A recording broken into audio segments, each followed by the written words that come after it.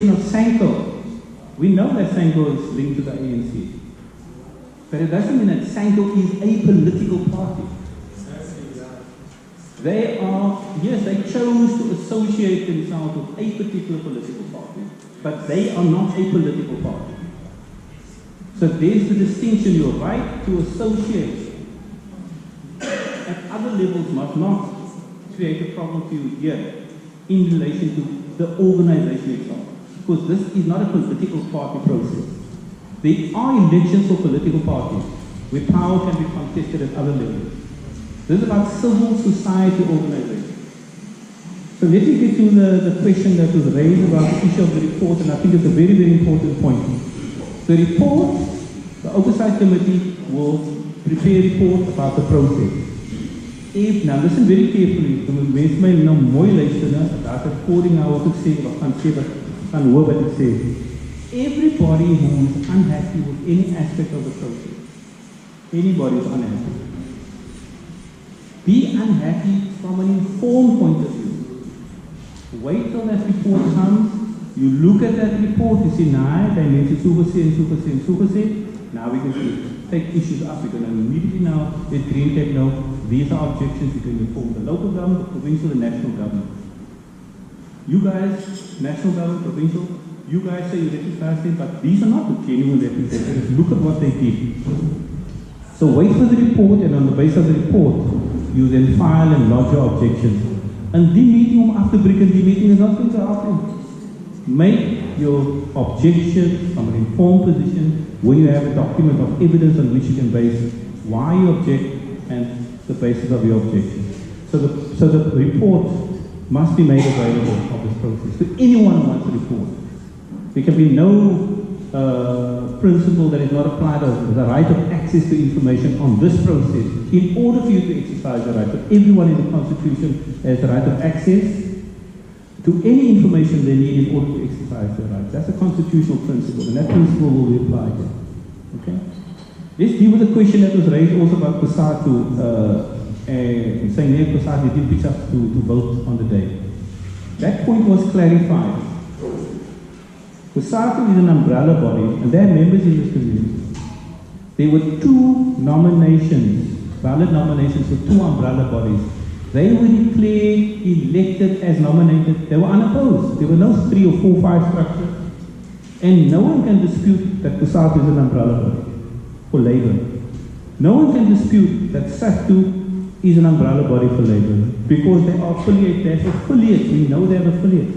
So they are genuine, legitimate umbrella bodies for organized labour. The fact that they are unemployed people doesn't disqualify them as organizational structures, fighting for the employed and for the unemployed. And that's the basis for so the fact that they didn't arrive to cast their vote doesn't disqualify them because they were elected in the same way. There are two positions and there are two nominations for this position. You're elected unopposed. On that same principle was applied because they are also legitimate umbrella organizations for organized labor. So I hope I've covered all the points that have been raised, yes? Yeah, thank you very much. Let's deal with the question of the interim committee members. Someone raised that as a concern that they would have an advantage. The interim committee members are not decision makers. They have no decision-making rights at all. But I think here is how the people who were mandated by the community in February and in August to assist in putting the terms of reference together have had no decision-making power or authority. The decision-making power authority was vested in the community where the meetings were held and mandates were given. And so the fact that some of the members of the interim committee have made themselves available, you can't say because it can work for the community, therefore we must take away your democratic rights to avail yourself to assist the community. How on earth can we do that? That would be fundamentally unjust and fundamentally in violation of the Constitution to say that we can disenfranchise someone, we can take away the right to play an organization and leadership role because they decided to help us. The only time you can do that is when you decide to be in the oversight committee. You can't be the judge, jury, and alles. Like, Melanie couldn't stand at all. I think that they have businesses in the community. They can't stand, they exclude themselves from the race. That would be a conflict of interest. But we have to make sure that we do things in a way that respects the rights of everyone. Ultimately, everything is about how do we get this leadership or watch further and get them to work in the interest of the community. That's the most important thing. And that's really what this whole thing is about. It's now almost 4:30. There is still a report from the provincial government that must come. I know, sir, you wanted to speak. You want to speak now, or you have? I know you've got very strategic issues that I also want to just chat to you about.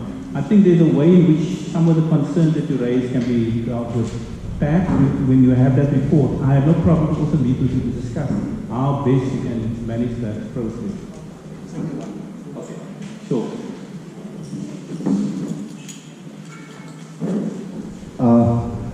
I'm Ralph Houston, also High Commissioner, also working permanent for the union, also a spokesperson. What I want to say is that we must be very careful where we draw the line. The whole thing for me was, you know, I can throw it far if I want to, but I'm not going to do that. It's because I stand one side. I respect actually what they're doing. It's because of the community that I'm doing that, because I'm also sitting myself from Sawan, you know, City of Cape Town, so I know exactly what I can do. But I'm not going to challenge now, but there's only one thing that I want to make clear as a political party. I was a political party, and because I did withdraw, but it was inconsistent actually what they do, but still I withdraw myself because, you know, let the project go on. I'm not going to hold back. Point number 2 is, we're working a democratic style in South Africa, so I want to make it clear. We can choose every chaplain, national, international, local, whether. So we must be very careful when we draw the line. I can give letters, if the lead reporter, as you were saying, sir, I'm working on your report. I can also give a report where my chaplaincy is concerned. In the political party, you've got the right to join each and every one if it's coming to a point. But under Section 21, non-profit organization, nobody can tell you what to do. Thank you. Thank you very much. I just want to for us to manage time. Can I just accept that there are 2 more hands and we'll close and give an opportunity to the presentation from the provincial government. I also know that the individuals who come through at this point need to just confer or get together. Or it could be, the alternative, it could be you wait out everybody has been elected before you convene the meeting to choose your office bearers. And then call a meeting of the community to say what you've decided. It may be that that's a better approach. Okay. So then we won't do that office bearers, the election story now. We'll wait till everybody is on board and then we make that decision. Can we accept that that's okay with everyone? Yes? It's fair that we first wait for everyone to come through and then they call the office bearer election meeting. There's 2 hands that I saw. There was a hand here. Oh, sorry, man. Victor was had his hand long before anyone. And just he's a very patient person, I know. And so he put his hand down again, but I must recognize him first. I'll recognize him first and then you. And then I'll recognize the 2 here. That's the last call. Klaar. Ik ga niet nog afpraten after dinner. Unless you only want to say a prayer or something, then we will accept that. Victor, may you praat?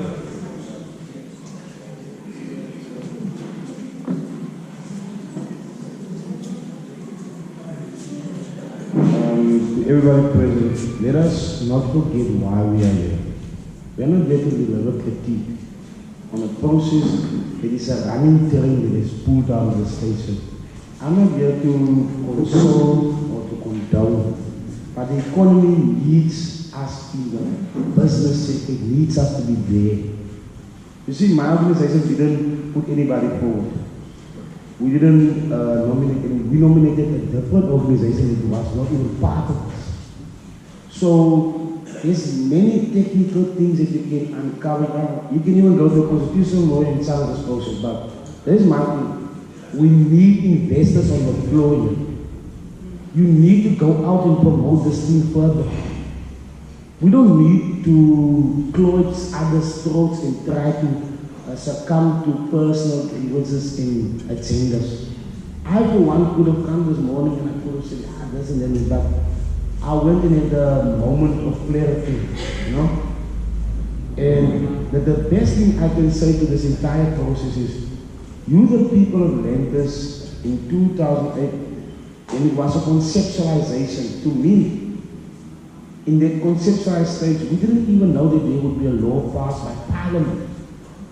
So, the greatest thing that this community has done is it has uplifted itself intellectually into a sphere where people didn't know that the ordinary man on the ground can develop economic policy. And to GreenCape for you guys also, you know, I was very hard to do all the while. Everyone at GTI and everybody that all organizations here. You have done a great job. I'm not going to be long about this. I'm going to be sweet and short. You achieved what many communities have never achieved without having to go and burn down anything. You have uplifted yourself intellectually through your bootstraps that can bring to yourself.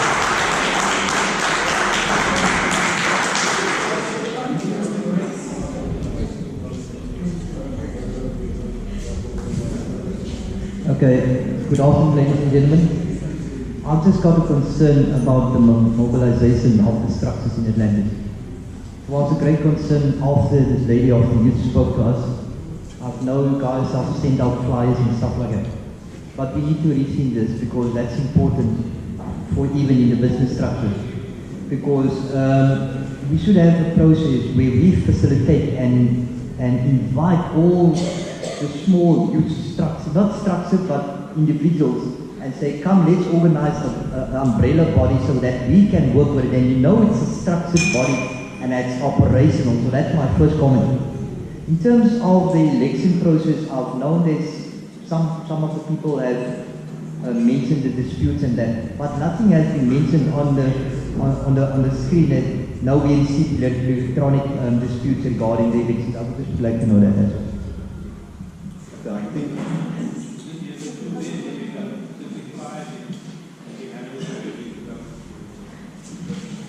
Professor, just a quick question. I'm not quite sure if you answered her question in terms of the number of available seats and what's going to happen to that after today.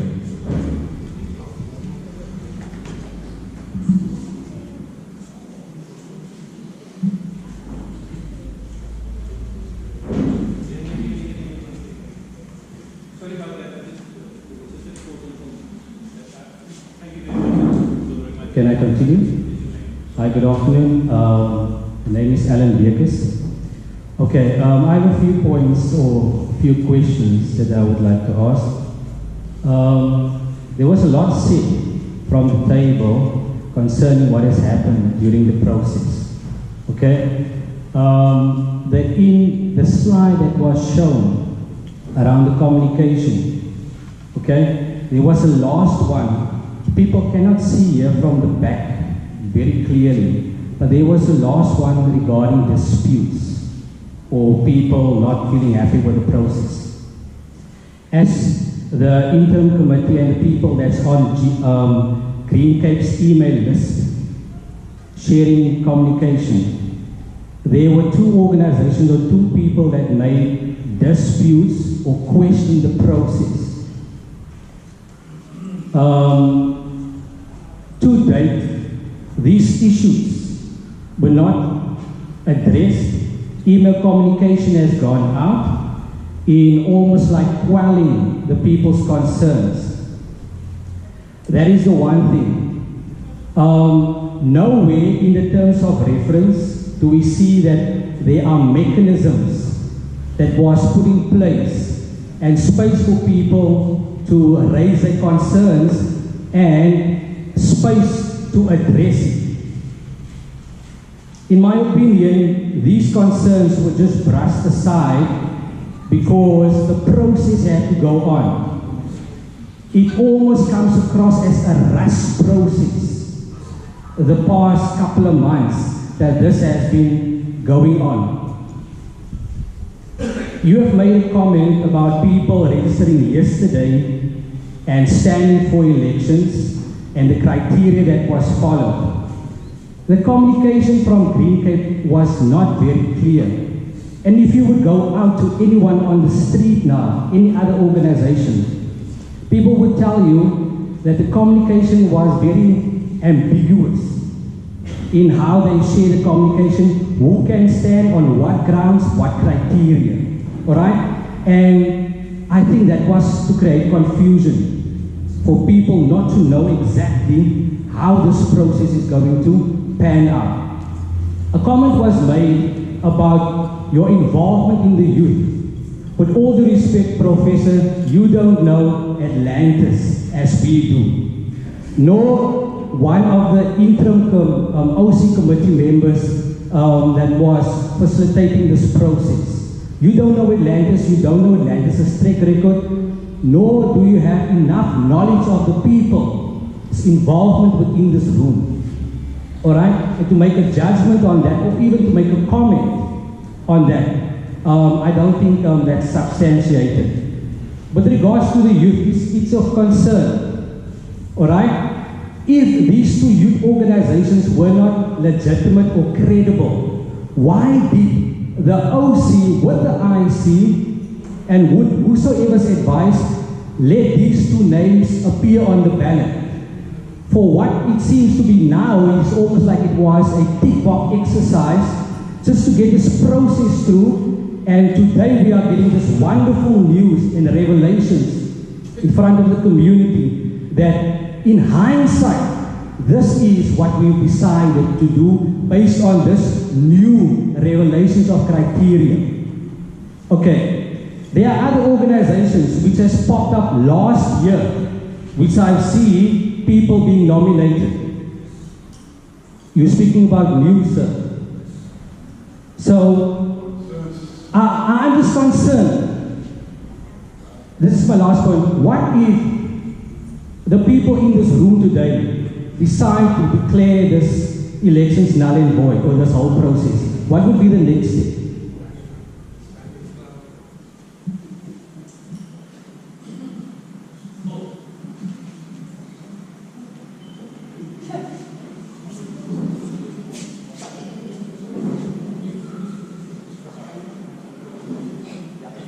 So let me address the issue of